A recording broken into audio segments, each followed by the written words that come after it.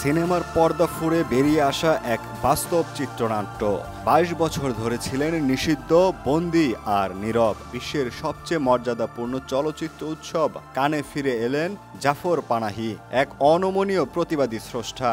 আর ফিরেই বাজিমাত। ইট was just and accident শিরোনাম শুনেই যেন ঝাঁপিয়ে পড়ে কৌতূহল। সত্যিই কি তা ছিল কেবল একটি দুর্ঘটনা, নাকি রাষ্ট্রযন্ত্র, নিপীড়ন আর প্রতিশোধের মধ্যকার এক শীতল যুদ্ধের ফল?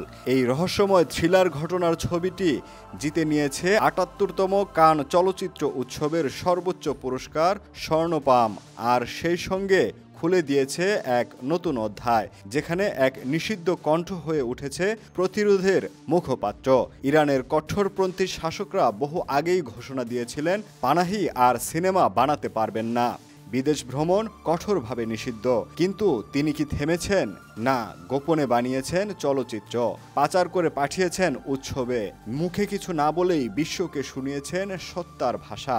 ইট ওয়াজ অ্যান জাস্ট অ্যাক্সিডেন্ট এই সিনেমার আবরণে রয়েছে একটি তীক্ষ্ণ রাজনৈতিক বার্তা, এক গ্যাং লিডার, রাষ্ট্রের নিপীড়ন আর স্বাধীনতার প্রশ্ন, সব মিলিয়ে এক শ্বাসরুদ্ধকর কাহিনী। পুরস্কার গ্রহণের মুহূর্তে কান উৎসবের মঞ্চে দাঁড়িয়ে তিনি বলেন, এখনই সময় সব মতপার্থক্য ভুলে এক হওয়ার। আমাদের দেশের স্বাধীনতা আজ সবচেয়ে বড় প্রয়োজন।